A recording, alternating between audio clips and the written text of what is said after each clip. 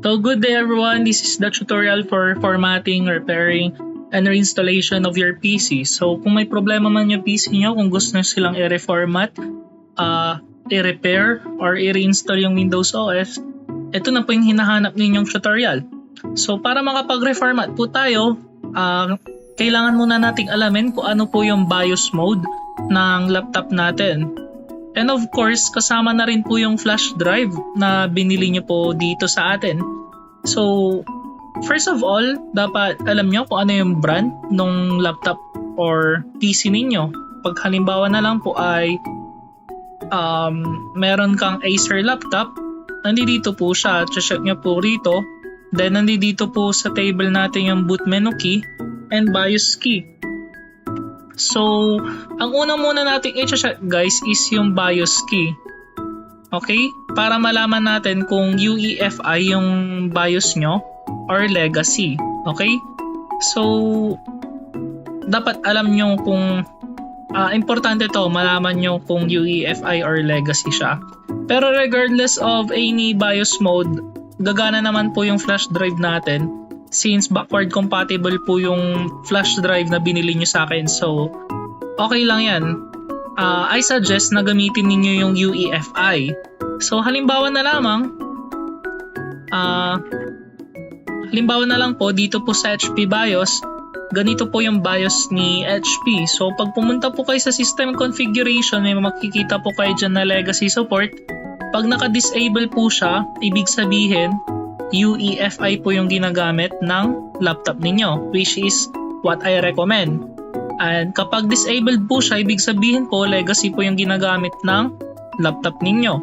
Ano po i-recommend ko? Mas goods po gamitin yung UEFI. Okay? Mas goods po yung UEFI. Tandaan niyo po yun. Kasi si legacy, ginagamit na siya noong 1983 pa. Medyo outdated na po yan. And to be honest, lahat na po ng modern laptops ngayon, gumagamit na po ng UEFI. So, most of the laptops and PCs ngayon na binili from 2013 pataas, gumagamit na po sila ng UEFI. So, kapag sinabi mong UEFI, nandito po lahat ng features niya. Ito pong naka-highlight. Ayan, marami kang features sa UEFI. Okay? Okay, so kung naka-curious po kayo paano po nag-work ang BIOS boot natin, nandito lang po siya nandito lang siya sa small graphics natin. So, meron kang BIOS and then meron kang master boot partition record. And maglo-load po itong operating system natin. However, sa modern laptops po, meron na tayong UEFI boot, which is I recommend na iset ninyo sa BIOS ninyo. And sisindi na po yung laptop ninyo para magamit po natin ng maayos itong USB bootable drive natin.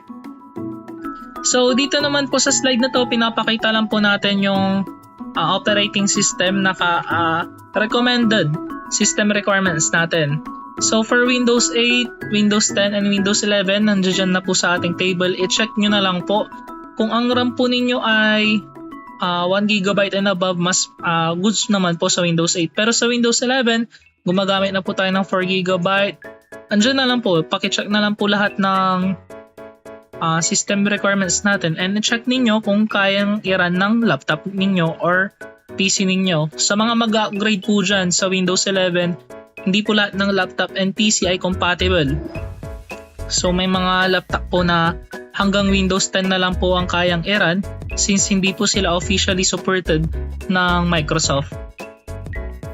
So, dito, ipapakita ko na sa inyo mamaya kung paano po mag-install ng Windows.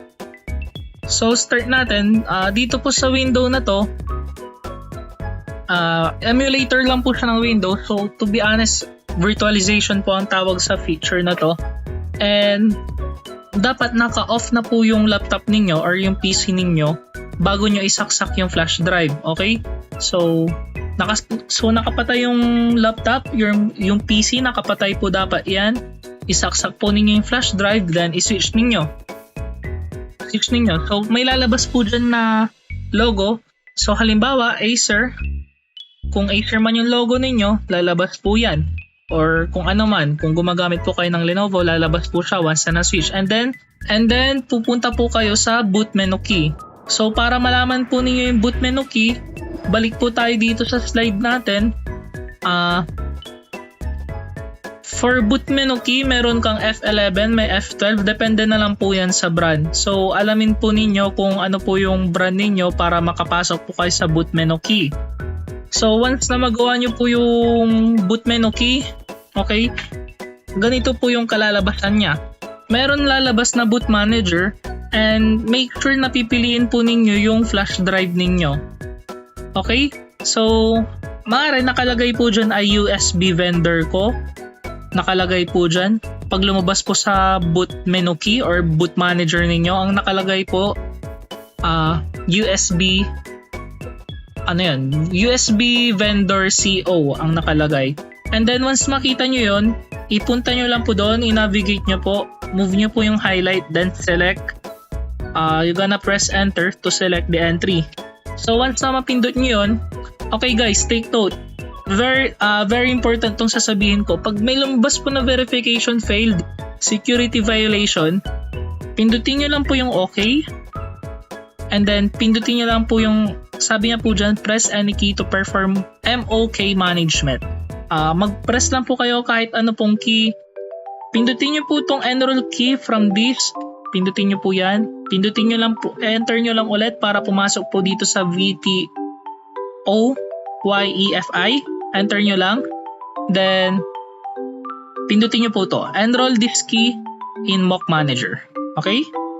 Pindutin nyo po yan. Then, pindutin nyo po yung continue. Then, pindutin nyo yung yes. Okay? So, enrolled na po siya. So, guys, susunod naman is enroll hash from this. Then, select nyo lang po yan. Enter nyo po ulit. Press enter. Then, punta po kayo dito sa EFI. Enter. Okay. Ilagay nyo sa boot. Enter. Then, i-select nyo po itong grab.efi. Pindutin nyo lang po yan. Press enter. Then, press continue. Then, i-enroll nyo po yung key. Press yes. Then, enter. So, once na magawa nyo po yun, goods na po siya. Pwede nyo na pong i-reboot. Pindutin nyo lang po yung reboot. Ibig sabihin po ng reboot means restart. Okay? Mag-reboot tayo. And then, punta ulit tayo sa boot manager. I-press na po natin yung flash drive natin. So, mag-scan po yung files natin. Ini-scan niya na po yung mga operating system sa flash drive natin. Then, after that, makakapag-reformat na po tayo. Then, mamimili po kayo kung ano pong operating system yung gusto ninyong i-install. Kung Windows 8, Windows 10, Windows 11. So, ayan na guys, lumabas na po siya. Ito po, meron po tayong operating system dito, which is yung Windows 10, Windows 11, and Windows 8.1. Yung nasa screen po ninyo, yung mga hina-highlight ko po yung mga operating system. Ito naman po si Heren's Boot, ginagamit po siya for emergency purposes. Kung halimbawa pong hindi po mag-switch yung PC ninyo and may mga files kayong kailangan, pindutin nyo lang po yung Heren's Boot, magsiswitch na po yung computer ninyo. Yung Gparted naman po, ginagamit po yan for partitioning your hard drive. So pwede nyo i-explore yan, pero take note, be careful lang po kasi sensitive po itong Gparted. Pwede niya pong ma-reformat yung hard drive ninyo. Madidelete po lahat yan pag ginalaw nyo po ito.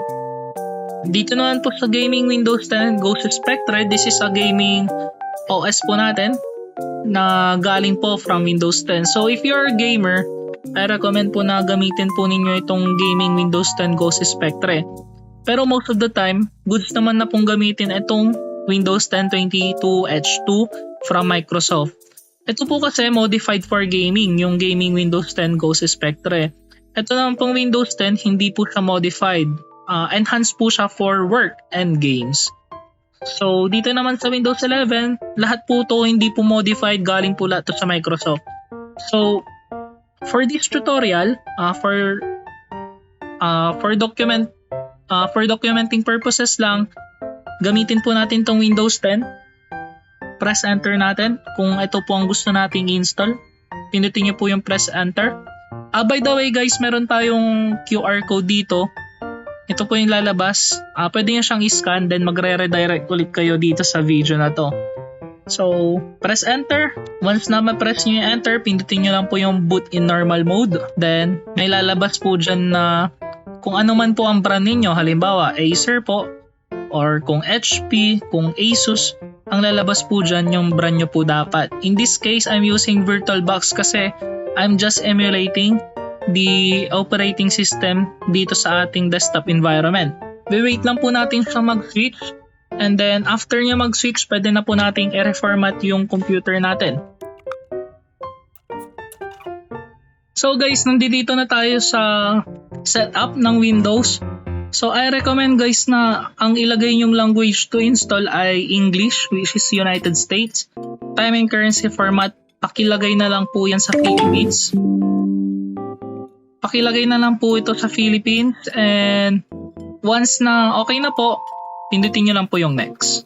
Then after that, pindutin nyo po yung install now. Okay guys, this is very important. Pag hinanapan kayo ng license, for now, pag hinanapan po kayo ng license, ang ilalagay nyo po muna, ang pipindutin po ninyo ay I don't have a product key. Yung product key po natin, mamaya ituturo ko po sa inyo kung paano po siya i-activate. Pero this time, hindi nyo po i-enter yung product key dito sa installation natin. So most of you guys, you wanna install Windows 10 Pro or Windows 10 Home Single Language or Windows 10 Home. Kayo na pong bahala. Pero in this tutorial, i-install po natin yung Windows 10 Pro.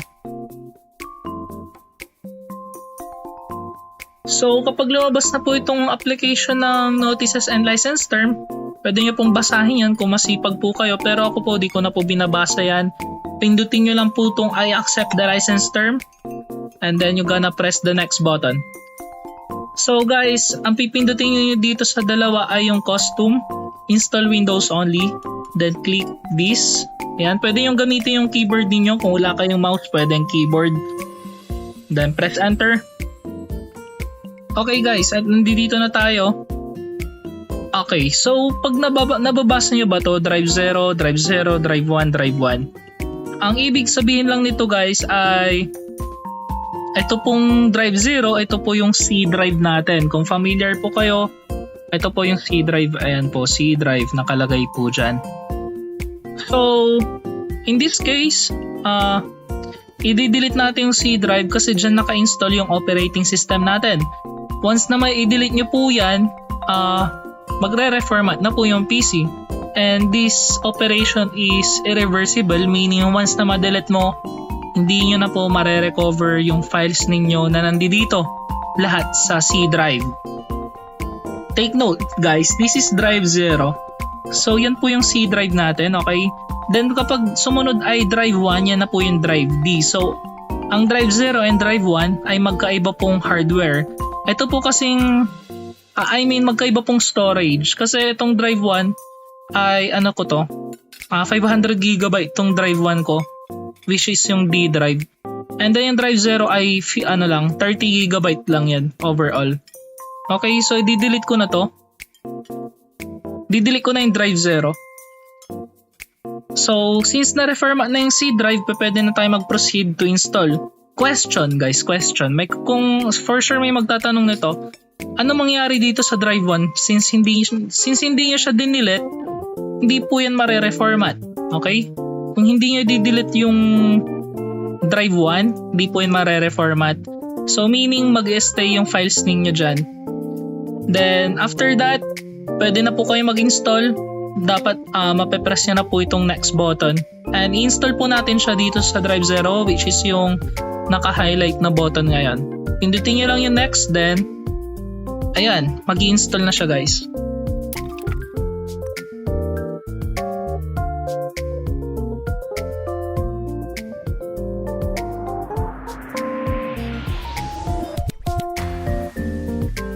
Ayan guys, tapos na siya mag-reformat. So once na matapos lahat ng loading, ito po dapat yung lalabas sa screen ninyo. So papipiliin niya kayo kung anong region daw tayo nakatira. So just select Philippines. Yung iba baka nakaset sa United States. I recommend na lumipat sa Philippines. Pero kung trip ninyo ay United States, wala pong problema po dyan.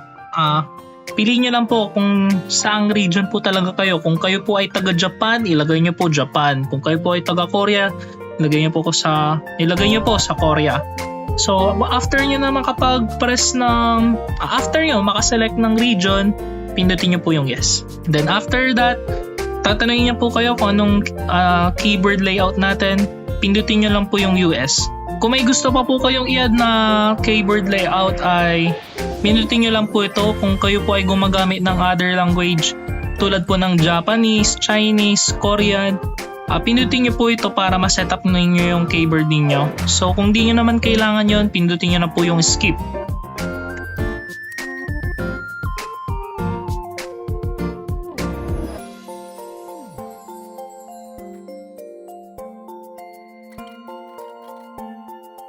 So guys, pag yung laptop ninyo ay nag-restart, wag po kayo magpapanik. Normal lang po na mag-restart yan after nyo pindutin yung mga setup kanina. Kasi prepare ni Windows yung desktop ninyo. This is also a part of installation para maganda po experience ninyo sa computer ninyo. Ang susunod po rito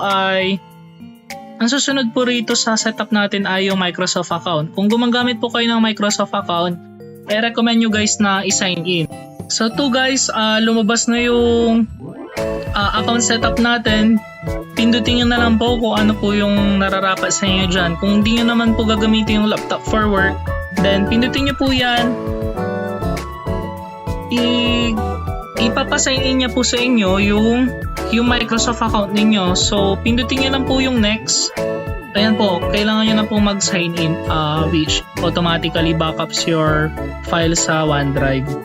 So pipindutin na po natin offline account, then hahanapan niya po kayo ng username.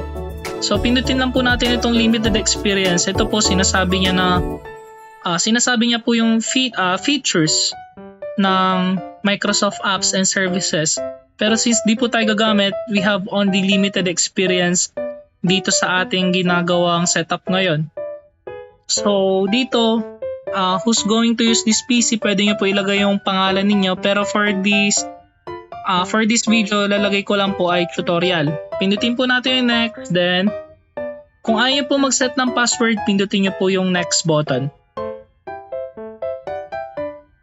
Ayan na guys, basahin nyo na lang po itong mga prompt dito para sa akin. Mag-now po ako dito. Ayaw ko pong ina-access ng Microsoft yung data ko para gamitin improvement ng kanilang services. And then dito, okay lang po sa akin naka-on ang location, find my device na naka-on. Ito, ayaw kong i-on. Basahin nyo na lang po guys, kanya-kanya na lang po yan. May mga ibang users na gusto nila, ina-on nila to. Pero sa akin, ito po yung setup ko kasi natapos ko na pong basahin ito. Then after ninyong mabasa lahat yan, pindutin nyo lang po yung accept. Then mamimili lang rin po kayo kung ano pong gusto nyong customize experience ninyo. Para sa akin, hindi ko naman po kailangan yan. Skip ko na lang po ito. So guys, prepare na ni Windows yung desktop natin. And then after this, hindi pa po ready to use yung laptop natin. Okay? So, dito guys, sa tutorial na to, tapos na tayo dito sa installation ng Windows. Ayun na po yung natapos natin. Natapos na po natin yung setup. Natapos na po natin yung OOBE, which is yung ginagawa natin ngayon, yung setup ngayon. Yung naglagay tayo ng username.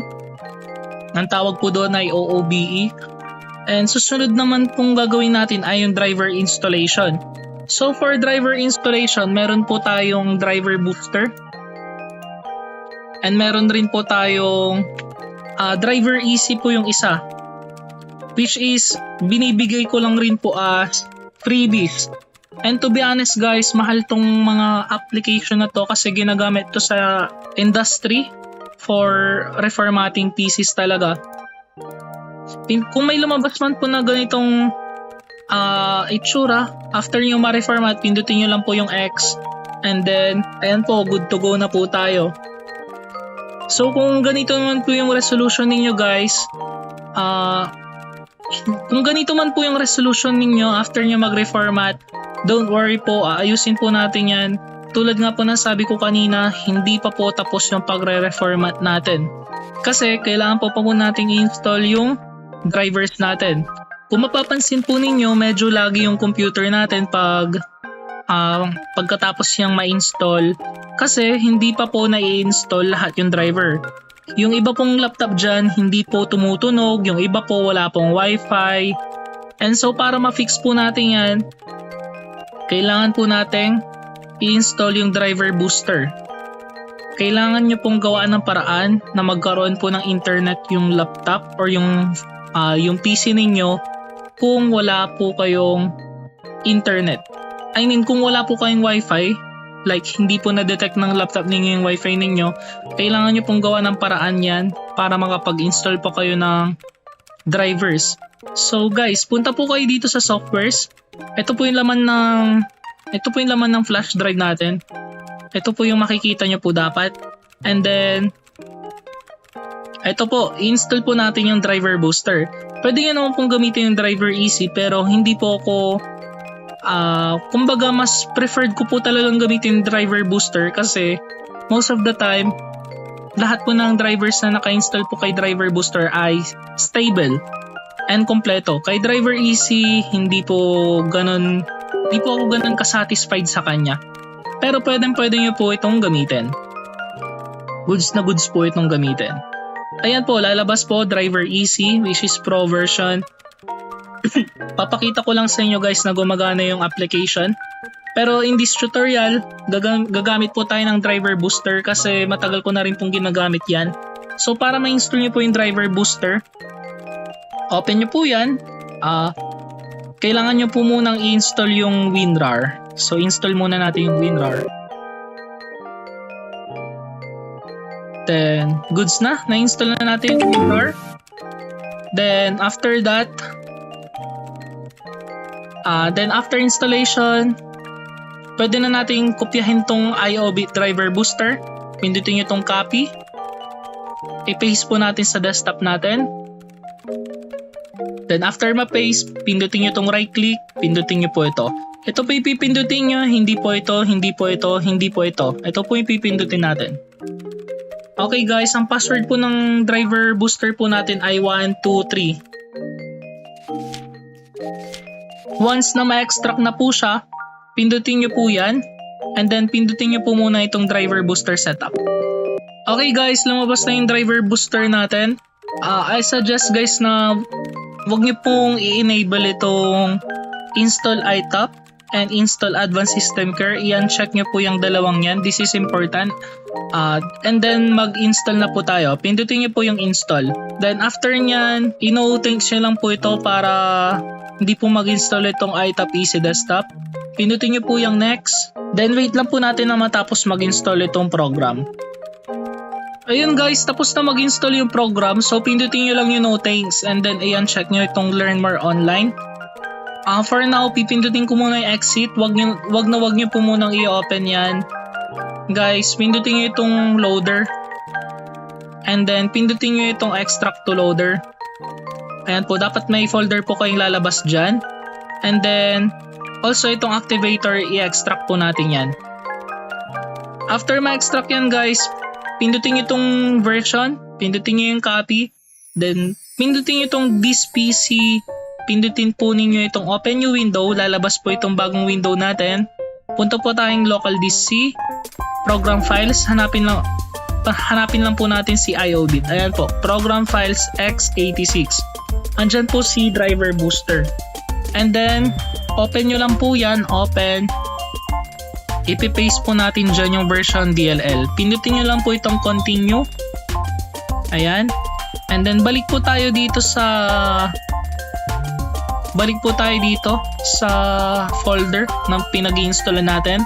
Ngayon guys, pindutin nyo naman tong loader, pindutin nyo ulit yung folder, pindutin nyo po itong loader IDB, copy, and then balik po tayo sa files ni driver booster which is nakalagay sa local disk C. Ayan po, tama po. Dito po natin, ipipaste lang rin po natin yan dito. Pindutin nyo lang po yung continue. And then ayun, okay na po siya. pwede nyo na pong pagganahin yung driver booster. Ibig sabihin po, fully installed na po yung driver booster natin guys. So kapag lumabas naman po itong error na to, kailangan nyo pong i-install yung VC Runtime. Okay? So ang VC Runtime ay isang programming language na ginagamit ng mga application natin. So pindutin po ninyo itong softwares, and then hanapin nyo po itong VCReg Program Plus. Double click nyo lang po itong Visual CPP Redis. And then after that, mag-i-install na po itong Visual Studio natin. Lahat automatic nyo na pong i-install. Hintayin lang po natin yan guys na matapos. This is very important process and part of installation para mapagana po natin yung driver booster. Hintayin lang po natin matapos itong installation. Ayan guys, tapos na yung installation ng Visual Studio natin. And pwede na natin i-open itong driver booster. Kung ayaw nyo lumabas itong search bar,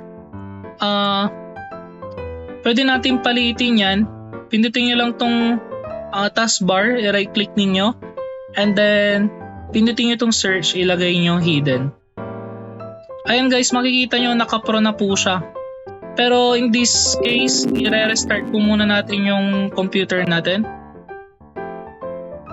Ayan, restart. Ayan guys, nakapag-restart na po tayo. Itutuloy na po natin yung installation ng driver natin.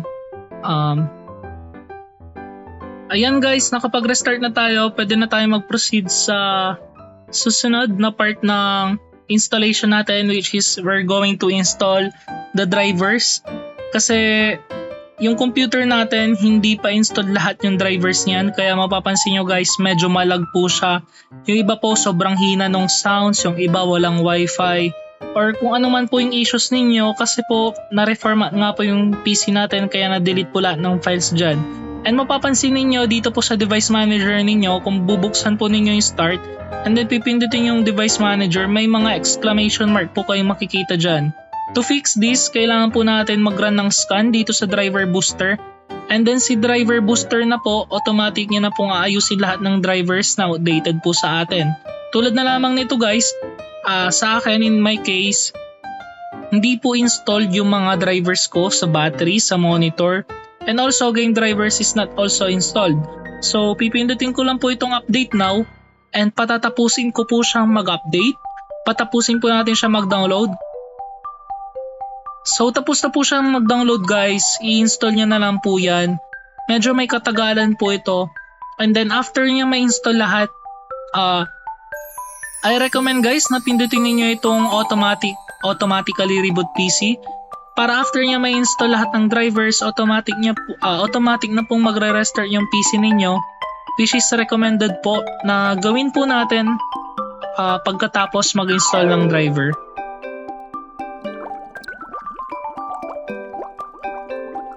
Ayan guys, tapos na tayong mag-install ng driver. Pindutin lang po natin yung OK. Kung di napindot yung OK, automatic pong magre-restart yung PC natin.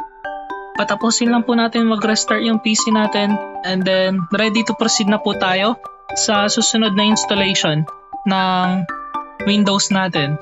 So, sa susunod po na installation po ng Windows natin, i-install na po natin yung Office, pati din na rin po yung Windows Activation. So guys, tapos na siya mag-restart. We can now proceed sa installation ng Microsoft Office natin. So para ma-install po yan, buksan po natin yung folder natin guys na software. Lalabas po ito sa inyong flash drive guys. Andi dito po siya sa Microsoft Office Setup. So double click nyo lang po itong Office Online Setup. And then pindutin nyo po yung yes. And then once po na mapindot nyo yung yes guys, automatic i-install niya na po yung Microsoft Office sa computer or sa laptop ninyo. And then guys, kailangan to ng internet guys. So dapat connected po kayo sa internet. Ayan guys, tapos na tayo mag-install ng Microsoft Office. So hindi pa po ito fully activated. Para ma-fully activated natin yung Microsoft Office guys, punta po kayo dun sa flash drive natin, sa My Softwares. Pindutin po ninyo itong Microsoft Windows and Office Activator. i-double click niyo po siya, pindutin niyo po itong MAS underscore AIO, pindutin niyo po yung run as administrator. May lalabas po na small window na tinatanong po kayo kung ano po yung activation method. Guys, pindutin niyo itong number 4. May number 4 po dyan sa keyboard niyo, pindutin niyo po yung number 4. Once na ma-press niyo po yung number 4, ito po dapat yung lalabas. Pindutin niyo po yung number 4 para mag-install yung auto renewal. Pindutin niyo po yan. Number 4 po ulit. So ayan guys, may lalabas po dito na renewal task was successfully created. Dapat po ayan po yung makita ninyo. And then guys, pindutin niyo lang ulit yung enter, press enter. And then lalabas po ulit to. Gusto natin i-activate yung Windows and yung Office. So ang pipindutin po natin guys itong number 3. Pindutin nyo lang po sa keyboard ay number 3, activate all. And then ayan po yung lalabas, initializing.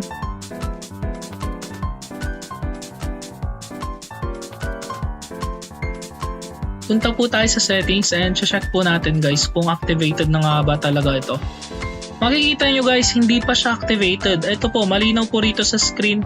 Windows is not activated. Activate Windows now. So, i-exit po muna natin to. And then, babalikan po natin mamaya yung settings kung activated na ba talaga siya.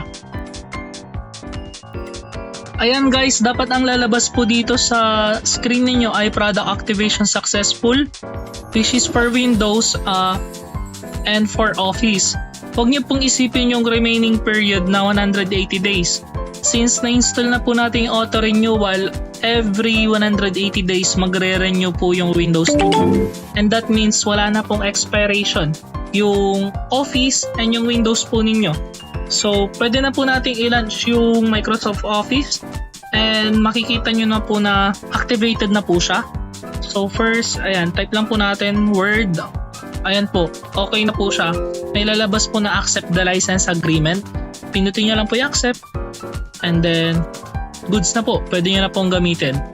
And then, just to confirm na na-activated na po yung Microsoft Windows po natin, pindutin nyo po ito. Kanina po may notice dito na hindi raw activated. Pero para mas mapanatag po kayo, punta po kayo sa system. And then, pindutin nyo po yung about. Makikita niyo dito guys, yung Windows 10 Pro, activated na po siya. So all goods, all goods. Activated po yan guys. Ayun guys, na-install nyo na po yung mga mahalagang apps.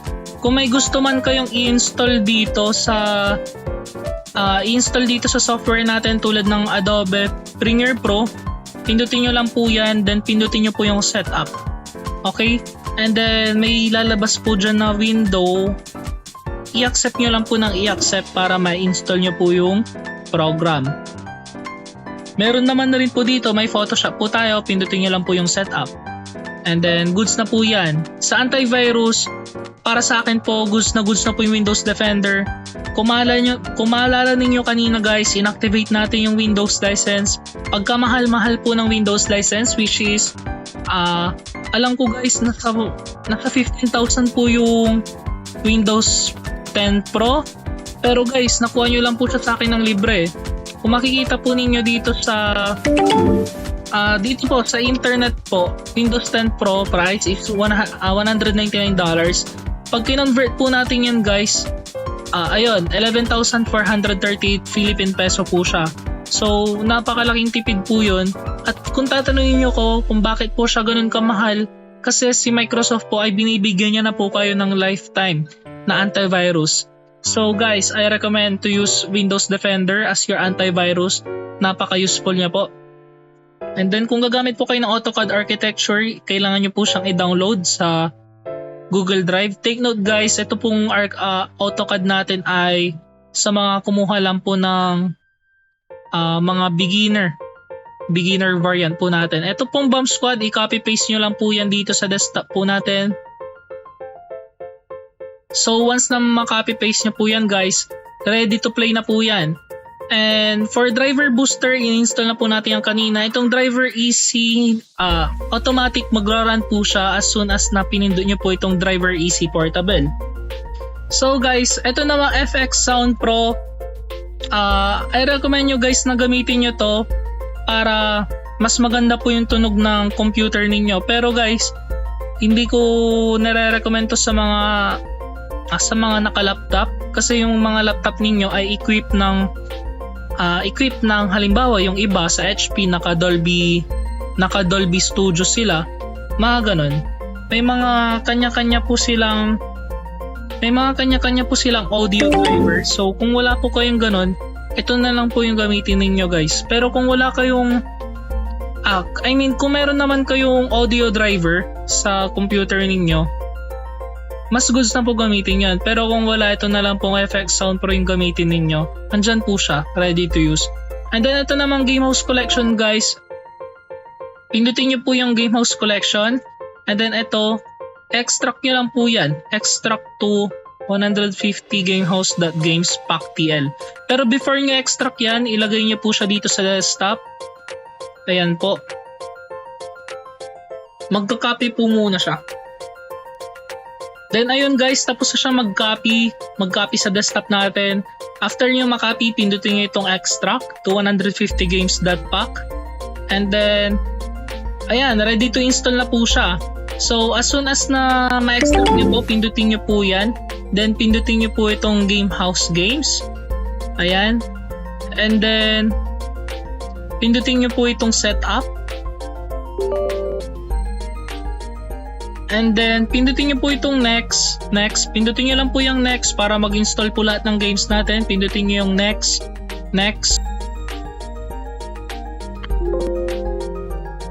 Ayan guys, pag may lumabas po na ganitong error, pindutin nyo lang po itong browse or then pindutin nyo po itong Gamehouse Games CD2. And then press enter, then pindutin nyo po yung OK. And then magpo-proceed na po siya mag-install. Yan guys, tapos na siya mag-install. That means ready to play na po lahat ng games natin. Nandito na po siya sa start. And then hanapin nyo lang yung Gamehouse Games Collection. Marami po tayong games dyan, tulad na lamang po ng kilala at sikat. Sikat na laro na Zuma Deluxe. Ayan po. Pwede nyo po siyang laruin. Then, ayan. Lagay lang po yun ng name. Pero dito hindi ko na po yung lalaruin. Pipindutin ko na lang po yung quit. And mag-exit na po siya. Take note guys na hindi lahat ng computer ay makakapaglaro ng Gamehouse Games. Kasi medyo outdated na po yung mga laro dito sa Gamehouse. And tandaan nyo po, hindi po lahat ng PC makakapaglaro po ng Gamehouse Games Collection. So next is itong Ghost Toolbox. Disregard nyo na lang po yan. Ito pong hard drive tester and health monitor. Para ma-install nyo po yan guys, double click nyo lang po siya. So ginagamit po natin itong Crystal Disk Info para makita po natin kung ano po yung status ng system natin. Lalabas po dyan, ayan po, health status, which is good. And yung temperature po ng hard drive po natin ay 32 degrees Celsius. And next one po is the Crystal Disk Mark. Ayan. Then, install lang po natin yan. Crystal Disk Mark. Next lang po natin. Ginagamit po natin itong software na to para may speed test po natin yung hard drive natin. So, ayan po guys. Nakita nyo po, pinindot ko po yung start. And, i-speed test niya po yung hard drive po natin. Ito naman guys, yung Internet Download Manager. Goods na goods to. I-install nyo lang po ito. Ginagamit po natin itong Internet Download Manager para makapag-download ng sobrang bilis sa internet. Grabe to guys. Very satisfied ako sa paggamit ng app na to. Goods na goods po siya. Nandito po yung license. License natin. I-open nyo lang po itong IDM CMD. Once na ma-open nyo po yan, pindutin nyo lang po yung yes. And then, pindutin nyo lang po yung number 1. Activate IDM. And then, once na mapindot nyo yan guys, goods na po yan. Mag-activate na po. Patapusin nyo lang po ito. Ayan, patapusin nyo lang po lahat yan. I-close nyo. I-okay nyo. Patapusin nyo lang po itong setup nya. And then, ito susunod, Microsoft Office setup. Tapos na po yan. Yung Minecraft naman po natin guys, ganun na rin po. Ipunta nyo lang po sa desktop yan. Copy-paste nyo lang po. Open. and then i-install nyo itong T-Launcher. Pindutin nyo po yung yes, and then ayan po, pindutin nyo po yung continue, pindutin nyo I accept the terms of the license agreement, pindutin nyo po yung clean installation, pindutin nyo yung yes, and then continue. Ayan po, mag-i-install na po yung Minecraft natin. Guys, pwede nyo na pong pindutin tong continue pagkatapos ma-install yung T-Launcher natin, and then magda-download lang po tayo saglit ng mga files ni Minecraft. And then, pindutin po natin to. That means activated na po pag nakita nyo po sa screen niyo yung ganong setup dito sa small dialog box natin. Guys, ito naman Java, pindutin nyo itong install now. Okay, mag-install na po yung Java kasi required po ang Java para makapaglaro po ng Minecraft. Ito namang mini tab, kung isa kang statistician, very helpful po ito. Pindutin nyo lang po yung setup. And then, dito naman po yung crack. Ito pong crack, copy-paste nyo lang po ulit yan tulad po nung ginawa natin sa driver booster. Dito po mapupunta yung mini tab software. Okay? Di ko na po ipapakita lahat. Kasi kung ganun po, matatagalan po tayo guys. Ito naman, PVZ game. Copy-paste nyo lang po yan. This is Plant vs. Zombies game. Papakita ko sa inyo na working to guys. Right-click nyo lang po yan and then pindutin nyo po ito. Ayan, goods na. Pwede nyo na po i-delete itong WinRAR. Tapos na po installation. Pindutin nyo po yan and then pindutin nyo po itong Plant vs. Zombies. Ayan po, goods na po. Gumagana na po yung Plant vs. Zombies natin. Okay? So, click to start. Ayan, pwede na po kayong maglaro, di ba? Ayan, pindutin nyo lang po yung, pipindutin ko na po yung quit kasi gusto ko lang po ipakita na goods po yung game natin. Ito naman guys, yung team viewer. Ginagamit po natin ito kung may problema man po yung PC ninyo. Nandito po ako para i-support po kayo. Ito po ay isang live assistance remote connection. So, pwede ko pong makontrol yung PC ninyo securely and with your permission po. So ito naman VCREG, yan po yung Visual C++ program, yan po yung in-install natin kanina. Kailangan po yun ng mga programmers natin para makapag-run po yung mga applications sila ng smooth. And nandito po, isa po siyang programming language, ang C++. PLC Media Player, install po natin yan. Ito po ay isang open source LAN player. NX lang po natin ng NX yan and then good to go na po yan. Once matapos, gusto po yung patch natin dyan. Warpinator, para po siyang share it. I-install nyo lang po yan. So kung may gusto kayong file na i-transfer via Wi-Fi, ito na po yung software natin guys. Para po siyang share it. So dapat po yung dalawang laptop po ay connected po sa isang Wi-Fi. And then both of them must have Warpinator para makapag-file transfer po sila. And then again, this is WinRAR, na-install na po natin yan. Ito po kaya nakakapag-extract na po tayo ng files. And then the rest is goods na po. Ito naman pong Soundplant, ganun rin po siya install pero may password po yan. Ibibigay ko lang po yung password sa mga nag-avail po ng ultimate features natin guys. Ayun guys, kung wala na kayong questions, tapos na po tayo dito sa setup ng computer natin. Ready to use na po yung computer natin. Goods na po yan. Pwede nyo na po siyang laruin. Pwede nyo na po siyang gamitin for work. Or kung ano man po yung dapat nyong gawin dito sa computer ninyo. And kung may questions man po kayo guys, huwag po kayong mahiya sa akin na mag-chat doon sa Shopee. Hanapin nyo lang po yung order ninyo. Pwede nyo po kayo chat. May live assistance po tayo para sa mga beginners na nag-avail po. Po ng Canva, wag niyo pong kakalimutan na i-chat po ako sa Shopee para ma-activate po natin yung account ninyo. And as well as sa advance, pwede nyo po talaga ako i-chat. Wag po kayo mahihiya kung may tanong po kayo. Kung may tanong po kayo, pwede po kayo mag-comment dito sa YouTube channel natin. Pwede nyo rin po akong i-PM. So, yun lang po. Thank you po sa pag-support po sa small business ko po.